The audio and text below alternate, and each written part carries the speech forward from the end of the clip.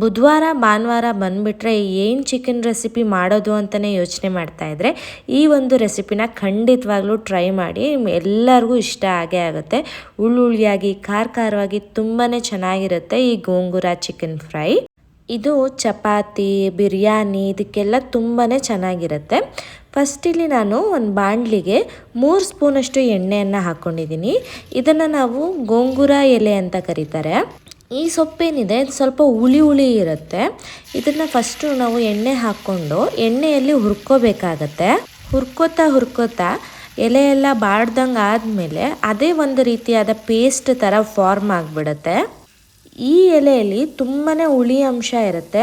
ಅದಕ್ಕೆ ಅಂತ ನಾವು ಮಾಡೋ ಗ್ರೇವಿಗೆ ಸ್ವಲ್ಪ ಖಾರ ಕೂಡ ನಾವು ಜಾಸ್ತಿ ಹಾಕಬೇಕಾಗತ್ತೆ, ಇಲ್ಲ ತುಂಬಾ ಹುಳಿ ಅನಿಸ್ಬಿಡುತ್ತೆ. ಎಲೆಗಳು ಎಲ್ಲ ಚೆನ್ನಾಗಿ ಫ್ರೈ ಆದಮೇಲೆ ಒಂದು ಪೇಸ್ಟ್ ರೀತಿಯಾಗಿ ಫಾರ್ಮ್ ಆಗುತ್ತೆ ನೋಡಿ. ಇದು ಮಿಕ್ಸಿಗೆ ಹಾಕಬೇಕನ್ನೋದೆಲ್ಲ ಏನಿಲ್ಲ, ಹಾಗೆ ಎಣ್ಣೆಯಲ್ಲಿ ಹುರ್ಕೊಂಡ್ರೆ ಸಾಕು. ಇದನ್ನು ಇವಾಗ ನಾನು ಒಂದು ಸಪ್ರೇಟ್ ತಟ್ಟೆಗೆ ಹಾಕಿ ಎತ್ತಿಡ್ಕೊತಾ ಇದ್ದೀನಿ.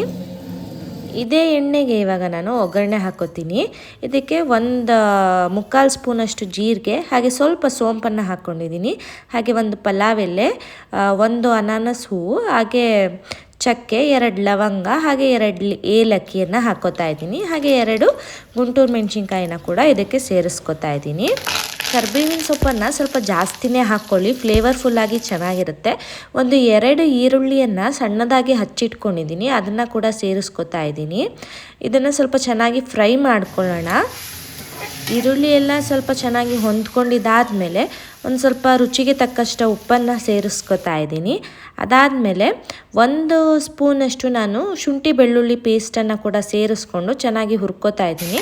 ಇದು ಹಸಿ ವಾಸನೆ ಹೋಗಬೇಕು ಶುಂಠಿ ಬೆಳ್ಳುಳ್ಳಿ ಪೇಸ್ಟಿಂದು, ಅಲ್ಲಿವರೆಗೂ ನಾವು ಹುರ್ಕೋಬೇಕಾಗತ್ತೆ.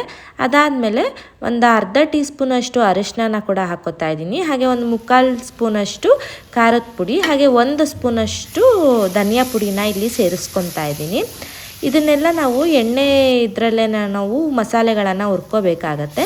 ಅದಾದಮೇಲೆ ಚೆನ್ನಾಗಿ ತೊಳೆದಿಟ್ಕೊಂಡಿರೋ ಅಂಥ ಚಿಕನ್ನ ಕೂಡ ನಾನು ಇಲ್ಲಿ ಹಾಕೋತಾ ಇದ್ದೀನಿ. ಸುಮಾರು ಒಂದು ಅರ್ಧ kg ಚಿಕನ್ ಇಲ್ಲಿದೆ, ಅದನ್ನು ಸೇರಿಸ್ಕೊತಾ ಇದ್ದೀನಿ. ನೋಡಿ ಈ ಥರ ಆಗಿದೆ. ಇದನ್ನು ಇವಾಗ ನಾವು ಏನಿಲ್ಲ ಅಂದರೂ ಒಂದು 5 ನಿಮಿಷ ಹಾಗೆ ಒಂದು ಮೀಡಿಯಮ್ ಫ್ಲೇಮಲ್ಲಿ ಮುಚ್ಚಿಟ್ರೆ ಚಿಕನ್ ಎಲ್ಲ ಚೆನ್ನಾಗಿ ನೀರು ಬಿಟ್ಕೊಂಡಿರುತ್ತೆ. ಈ ರೀತಿ ಇದೇ ನೀರಲ್ಲಿ ಚಿಕನ್ನು ಬೇಯಬೇಕಾಗತ್ತೆ, ಆವಾಗ ಟೇಸ್ಟ್ ತುಂಬಾ ಚೆನ್ನಾಗಿ ಬರುತ್ತೆ. ಸುಮಾರು ಒಂದು 10 ನಿಮಿಷ ಆದಮೇಲೆ ಚಿಕನ್ ಎಲ್ಲ ಚೆನ್ನಾಗಿ ಬೆಂದಿದೆ. ಇವಾಗ ನಾವು ಆ ಗೋಂಗೂರ ಎಲೆಗಳನ್ನು ನಾವು ಎಣ್ಣೆಯಲ್ಲಿ ಹುರಿದಿಟ್ಕೊಂಡಿದ್ವಲ್ಲ, ಅದ್ರ ಪೇಸ್ಟ್ ಥರ ಆಗಿತ್ತಲ್ಲ, ಅದನ್ನು ಕೂಡ ನಾನು ಚಿಕನ್ನಿಗೆ ಸೇರಿಸ್ಕೊಂಡು ಚೆನ್ನಾಗಿ ಮಿಕ್ಸ್ ಮಾಡ್ಕೊತಾ ಇದ್ದೀನಿ. ಇದು ಎಲೆ ಎಲ್ಲ ಸ್ವಲ್ಪ ಹುಳಿ ಇರೋದ್ರಿಂದ ಖಾರ ಹೆಚ್ಚು ಹಿಡಿಯುತ್ತೆ, ನೋಡ್ಕೊಂಡು ಹಾಕ್ಕೊಳ್ಳಿ. ಹಾಗೆ ಗಾರ್ನಿಷಿಂಗಿಗೆ ಅಂತ ಕೊತ್ತಂಬರಿ ಸೊಪ್ಪನ್ನು ಕೂಡ ಹಾಕ್ಕೊಂಡು ಮಿಕ್ಸ್ ಮಾಡ್ಕೊತಾ ಇದ್ದೀನಿ. ಇವಾಗ ಗೋಂಗೂರ ಚಿಕನ್ ಫ್ರೈ ರೆಡಿಯಾಗಿದೆ. ನಾನಿವತ್ತು ಬಿರಿಯಾನಿ ಮಾಡಿದ್ದೆ, ಚಿಕನ್ ಬಿರಿಯಾನಿ. ಅದಕ್ಕೆ ಜೊತೆಗೆ ಸೈಡ್ಸಿಗೆ ಅಂತ ಗೋಂಗೂರ ಚಿಕನ್ನ ಮಾಡಿದ್ದೀನಿ. ತುಂಬಾ ಚೆನ್ನಾಗಾಗುತ್ತೆ. ನೀವು ಚಪಾತಿ, ದೋಸೆ, ಇಡ್ಲಿ ಕೂಡ ನೀವು ಮಾಡ್ಕೋಬೋದು ಸೈಡ್ಸ್ ಆಗಿ. ಒಂದೇ ಥರ ಚಿಕನ್ ರೆಸಿಪೀಸ್ ತಿಂದು ಬೇಜಾರಾಗಿದ್ದರೆ ಇದನ್ನು ಖಂಡಿತವಾಗ್ಲೂ ಟ್ರೈ ಮಾಡಿ, ಎಲ್ಲರಿಗೂ ಇಷ್ಟ ಆಗುತ್ತೆ.